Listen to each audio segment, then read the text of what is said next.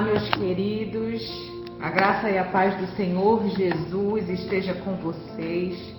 Que saudade eu estava de ministrar uma palavra vinda do coração do Senhor, mas foi um tempo de preparação, foi um tempo de estudo para que eu pudesse retornar trazendo a mensagem que o Senhor quer colocar no coração de cada um de vocês. E para isso hoje eu peço que vocês abram as suas Bíblias no livro de Marcos, capítulo 5, dos versículos 1 ao 20. Nós vamos estudar, nós vamos falar sobre a cura de um endemoniado gadareno, ou garazeno, como algumas versões chamam. Muito conhecida essa história, foi um dos milagres que Jesus operou, né, na sua passagem aqui pelo plano terrestre. Foi um dos seus sinais e maravilhas que ele percorreu. Então eu vou ler o texto e a gente vai acompanhando, e vocês vão acompanhando comigo a leitura do texto e algumas considerações que eu vou fazer. Então, o capítulo começa dizendo que Jesus e os discípulos chegaram à outra margem do mar. Isso, a gente, antes desse cenário, eles estavam em qual cenário? Quando Jesus acalma uma tempestade, né? Onde começou uma tempestade e ele estava dormindo sobre um travesseiro em meio a uma tempestade. Os discípulos ficaram polvorosos, achando que o barco ia afundar, mas Jesus acalmou a tempestade. E logo após isso eles chegam à outra margem do rio em segurança, a terra dos garazenos ou gadarenos, como preferirem chamar. Ao desembarcar, logo um homem possuído do espírito imundo veio dos túmulos ao encontro de Jesus, ou seja, vivia entre os mortos, né? Esse homem vivia entre os mortos. Esse homem vivia em túmulos e ninguém podia prendê-lo, ou seja, nem mesmo concorrentes. As pessoas queriam que ele vivesse aprisionado, porque provavelmente era uma pessoa perigosa, né? Pelo fato de ele estar possuído por espíritos malignos, espíritos ruins. Porque tendo sido muitas vezes presos com correntes e cadeias, as cadeias foram quebradas por ele e as correntes foram despedaçadas. E ninguém conseguia dominá-lo. Andava sempre de noite e de dia, gritando por entre os túmulos e pelos montes, ferindo-se com pedras. Aqui a gente pode perceber, no versículo 5, que ele era uma pessoa isolada socialmente. Ele andava de dia e de noite, gritando entre os túmulos e os montes. Túmulos e montes são lugares que não são habitáveis. Você não vai ficar andando, uma pessoa em sã consciência, né, que entende todo um significado, vamos colocar aqui para o nosso dia atual, de cemitério, não vai ficar andando no cemitério, nem por meio de montes, né? A gente quer estar andando por terras planas, por vegetações bonitas, enfim. Quando de longe, e ele se feria, na verdade, com pedras, né? Além dele se ferir, ele se mutilava e ele não dormia, né? Porque ele era atormentado dia e noite por esses espíritos imundos. E quando de longe viu Jesus, correu e prostrou-se diante dele, gritando em alta voz. Para vocês verem, os espíritos imundos, os demônios que estavam nesse homem sabiam quem era Jesus, né? Ele sabia quem era Jesus. E ele disse: o que você quer comigo, Jesus, filho do Deus Altíssimo? Por Deus, peço-lhe que não me atormente. Ele disse isso porque Jesus tinha dito a ele: espírito imundo, saia desse homem. Autoridade. Então Jesus lhe perguntou: qual é o seu nome? Ele respondeu: Legião. É o meu nome, porque somos muitos. Uma legião significa 6.000 demônios. Vocês imaginam a tormenta que esse homem vivia, a possessão, a opressão que esse homem vivia, deveria ser assim insuportável. E pediu-lhe com insistência que não os mandassem para fora do país.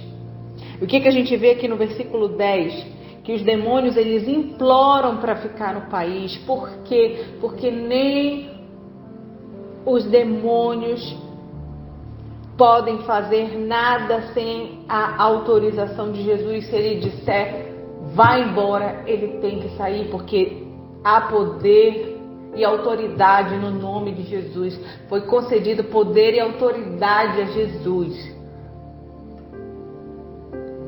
E no versículo 11 fala: ora, uma grande manada de porcos estava pastando ali pelo monte. E os espíritos imundos pediram a Jesus: mande-nos para os porcos, para que entremos neles. E Jesus o permitiu. Então, saindo os espíritos imundos, entraram nos porcos. E a manada, que era cerca de 2.000, precipitou-se de despenhadeiro abaixo para dentro do mar, onde se afogaram. Os que tratavam dos porcos fugiram e foram anunciá-lo na cidade e pelos campos. Então o povo saiu para ver o que tinha acontecido. Aproximando-se de Jesus, viram um endemoniado, o que antes estava dominado por legiões, assentado, vestido em perfeito juízo, e temeram. Os que haviam presenciado o fato contaram-lhes o que tinha acontecido ao endemoniado e também falaram a respeito dos porcos. E começaram a pedir com insistência que Jesus se retirasse da terra deles. Então vamos lá. No versículo 11 diz o quê?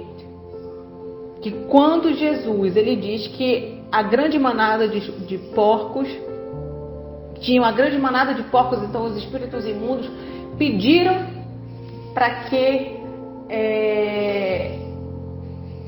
fossem colocados naqueles porcos, né? Então, o que a gente pode perceber aqui? Quando Jesus entra em uma cidade, ele mexe com a ilegalidade desta cidade. Porque antigamente, os porcos, eles eram tidos como animais impuros. Eles eram tidos como animais impuros. Então, os espíritos imundos não queriam ir para um lugar puro. Não queriam habitar um lugar puro. Eles queriam habitar lugares imundos. Então, eles pediram isso e Jesus concedeu, porque ele sabia que aqueles porcos se atirariam no desfiladeiro abaixo. Então, quando Jesus entra na nossa vida, ele mexe com as nossas ilegalidades, irmãos. Quando Jesus entra na nossa vida, não há como vivermos divididos entre o legal e o ilegal. Nós temos que escolher o caminho que queremos seguir. E uma vez tocados pelo Espírito Santo, nós já não somos mais as mesmas pessoas. É muito mais forte do que nós querermos ficar como éramos antes, porque o Espírito Santo vai atuando sobre nós. No versículo 15 diz que o povo começou a aproximar-se de Jesus e aí viram aquele homem a quem eles prendiam, a quem eles tinham medo, viram que ele estava bom e aí eles temeram. Por quê? Porque diante deles eles viram um milagre. Eles viram um milagre. Qual foi o milagre que aconteceu a libertação, o milagre da libertação. E assim como Jesus fez no Gadareno, neste homem gadareno, Ele pode fazer com você. Vocês viram que em nenhum momento o gadareno pediu que Jesus o curasse, que Jesus o libertasse, que Jesus o salvasse. Qual foram as falas do gadareno? Que os espíritos imundos pediram com insistência para que não mandassem ele para fora do país, para que deixasse ele em paz. Mas Jesus, a presença de Jesus é tão surreal, é tão sobrenatural, e Ele é tão amoroso, Ele é tão misericordioso, que Ele nos salva. Quando Ele tem um propósito na nossa vida, Ele nos salva mesmo que a gente não diga uma palavra. No versículo 19 vai dizer que Jesus, porém, não o permitiu, porque ele fala assim, quando Jesus estava entrando no barco, aquele que antes estava possuído pelos demônios pediu com insistência que Jesus o deixasse ficar com ele. Jesus, porém, não o permitiu, ao contrário, ordenou-lhe: vá para a sua casa, para os seus parentes e conte-lhes tudo o que o Senhor fez por você e como teve compaixão de você, queridos. A nossa maior mensagem é o nosso testemunho. Como é que nós queremos tocar a vida de outras pessoas, que as outras pessoas creiam em Jesus, nos milagres, nos feitos, nas maravilhas que Ele opera, se nós não temos o nosso testemunho, o nosso próprio testemunho? Nós temos que ter vida com o Senhor. E foi por isso que Jesus despediu este homem curado, para que ele fosse para a casa dele. Provavelmente fazia muito tempo que ele não via a sua família, que ele não abraçava a sua família. E que maravilha seria para aquela família esse reencontro. E é assim que acontece na nossa vida. Aquele filho que está em meio às drogas, aquela filha que está na prostituição, aquele marido que está no alcoolismo, aquele amigo que não acredita no Senhor, que não acredita em Deus, que é ateu. As pessoas que estão na nossa volta têm que ver em nós o testemunho dos feitos do Senhor, porque senão nada adianta falar. Se nós queremos ser testemunhas dos milagres de Deus, nós temos que começar pela nossa vida. Nós temos que começar a testemunhar, irmãos, do pouco ao muito. Temos que começar a testemunhar dos pequenos feitos, que já para a nossa vida já são maravilhas, aos grandes. E eu quero ainda, e aí no final no versículo 20, no final da história do Gadareno diz: então ele foi e começou a proclamar em Decápolis tudo que Jesus tinha feito, e todos se admiraram. É uma história e tanto, não é, irmãos? Mas eu quero fazer um comparativo com vocês entre o Gadareno e Jesus. Como é que era a vida do Gadareno antes dele ser liberto? Ele vivia entre os mortos. Ele vivia preso, a população sempre tentava prender ele de alguma forma, porque ele provavelmente era perigoso. Vivia isolado socialmente. Ele não dormia porque era atormentado dia e noite pelos demônios. Ele se mutilava. E ele andava nu, porque em Lucas, no Evangelho de Lucas, capítulo 8, versículo 27, vai relatar esse pequeno detalhe que Marcos não relatou. E se nós formos pensar em Jesus,